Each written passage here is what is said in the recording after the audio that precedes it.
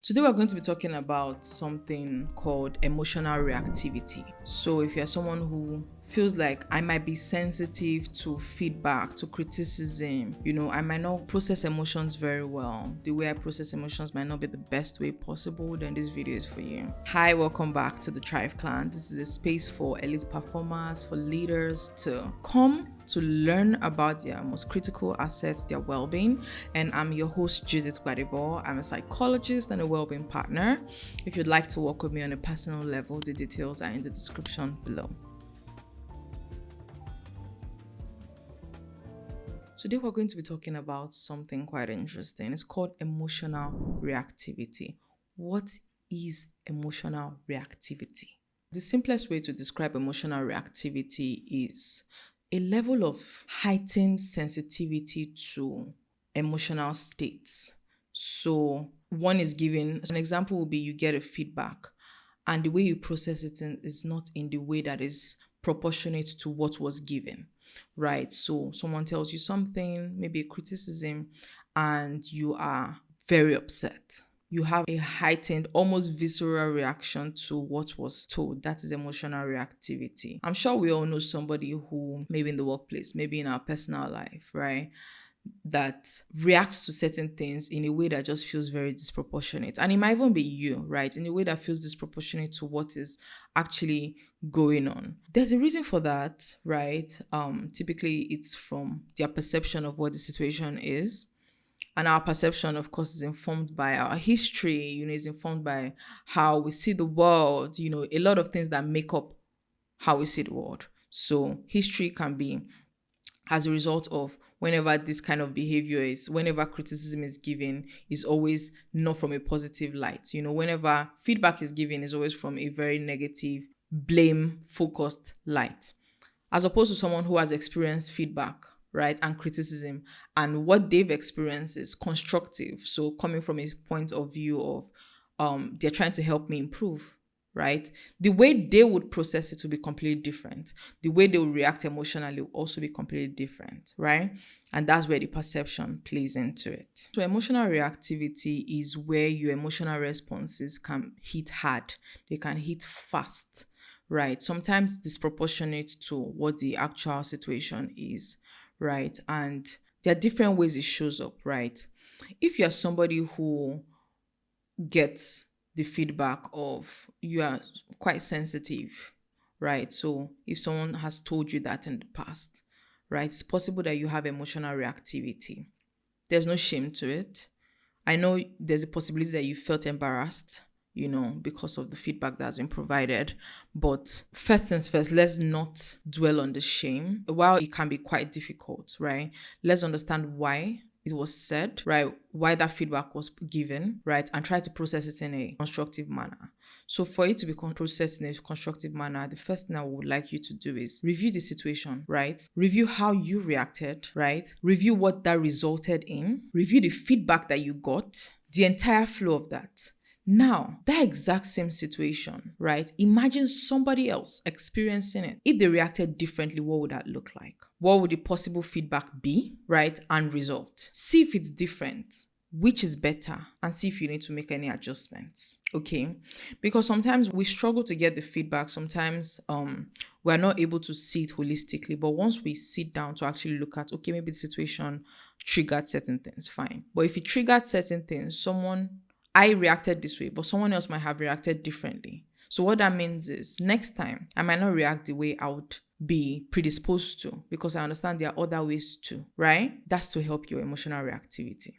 Another way it can show up also is if you are someone that when you get rejection, it feels like your world is collapsing. It might be in a case where you feel isolated. Let's think of in the work context, right? Because I know this is something that happens a lot, and I get to hear that a lot. So maybe your contract is to be renewed, for example.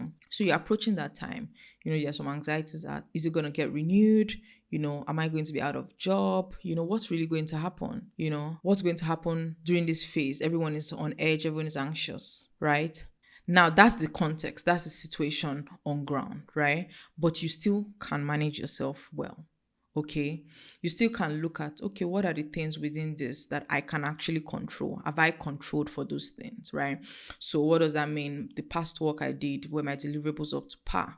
Okay, have I submitted to the right people? Have I communicated my interest in renewal? Have I done everything within my power to actually make sure it's possible, so that I'm not putting pressure on the things I actually cannot control. For example, the decision that would then be made. In our lives, there are aspects to things that we can control, and there are also aspects that we cannot control. So there's, of course, always this sphere of control. You can control what you think, you can control what you do, you can control, how you feel, you can control things within your sphere, but things outside of your sphere, people's decisions that might affect you, you can't control, right? So the things you can control, are you already on top of that?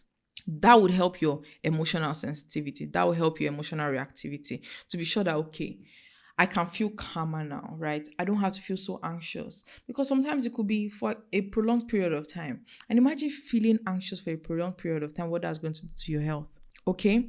So we want to be sure, for the most part, okay, when you get feedback that's not so positive, when you feel like, I feel a bit unsure, I feel shaky, I feel a bit isolated, I feel like, oh, my contract might not be renewed. Or it could be a thing where certain things are happening around you and you feel isolated, right? But what you are doing is train tantrums. It doesn't help you in any capacity. How about you pause, right? Try to review the situation. Is there a reason I'm being isolated? Is it that people don't feel safe around me? Or do I ask someone who I'm closest with and ask, for their feedback? Please be very honest with me. What's the reason that call this kind of meeting and I'm not invited? And make sure when they're giving you the feedback, you are not reacting. Because the minute you are reacting, then you're already letting them know that it's not safe to give you constructive feedback.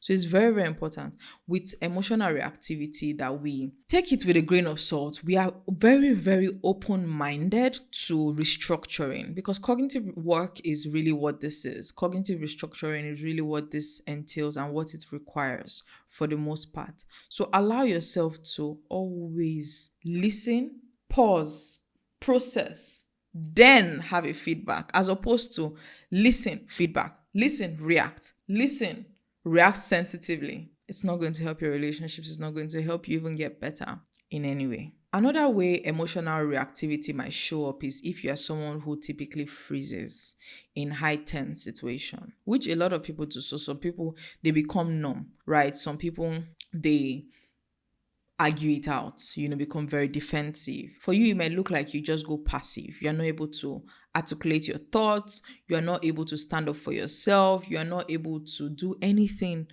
that advocates for your own self, right? And maybe in the context, you need to articulate your own concerns. You need to advocate for yourself, especially if it's in a confrontation, not in a malicious manner, right? Instead, it's going to be, yes, I'm not freezing in confrontation, because later on you regret it, right? So if you notice, you typically would regret, after a situation has passed, you're not pleased with how you handled it. And this is something that is recurrent. There's a high chance that you are very passive, right? And something needs to be done about that. That is your own struggle with the emotional reactivity. So for some people, it can be aggressive. For some people, it can be that they are very passive with how they express their emotions. So what can you do about it? I already talked about restructuring, right? Cognitive restructuring is very, very important. Identify whatever the situation is. Okay, sometimes in the moment it might be a struggle, but after you've gotten out of the moment, try to sit down with it. Look at the situation, look at how you felt in that situation, what thoughts came to your mind, right? Then how did you act? Okay, then after that, try to look at what is an alternative way to think about that same situation? And as a result, is there an alternative way of acting in that same situation? What's this supposed to do to get you to expand your mind? Is to get you to balance the way you are processing it, because we already have the myopic, skewed way we see the world. But what cognitive structuring does is it expands it a little, right? It helps you to see, oh, this is my way, but there's also another way. Oh, there's also another way. Okay, and then you create a balanced way to approach it moving forward. Another thing again you can do is to name it, right? So be more assertive. So rather than going to either end of the spectrum, right? So be aggressive or be passive, so essentially quiet or confrontational, fighting people, depending on whatever context that is. Can we come to the midpoint, which is assertive? Can I articulate my needs in a way that is firm, in a way that is respectful, in a way that is kind to the person who is receiving it, but also pays attention to their needs? Okay, also is respectful to their needs. That's assertive. Assertiveness pays attention to your needs, but also understands that this is a human being. They also have needs. Can I understand it and make sure we are able to meet at, a point that works for both people? So someone gives you feedback, for example, maybe a boss, maybe a colleague, right? So someone tells you something you are not so pleased with. What's the respectful way to get that? Okay, thank you so much for telling me this. But if you feel like a need you have is clarification, then request clarification. But there are aspects to certain things you said I want to understand better. Please, can you expatiate?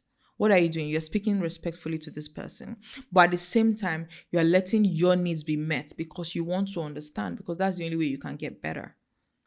Assertiveness. Assertive communication, assertive action is always much better than staying on the other ends of the spectrum, either end of the spectrum. The last thing I would like to touch on as well, if you notice that you typically are emotionally reactive, is allow yourself pause, right? When you notice you are in a heightened state emotionally, give yourself a break, right? Maybe just excuse yourself for a minute to breathe, right? To recalibrate. Because sometimes in that heightened state, first things first, you might not be thinking very clearly. Your reactions will, of course, tilt to either ends of the spectrum. So it might not be the most constructive, most assertive.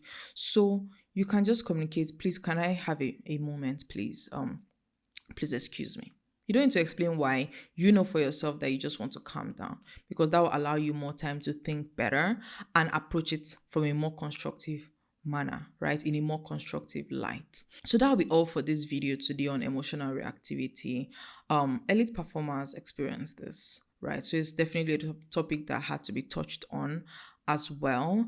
But please, if you have any question, and with any video really that is released, if you have any question, please put in the comment section. It helps me to know what needs you have specifically, so I can actually work directly on those. Right.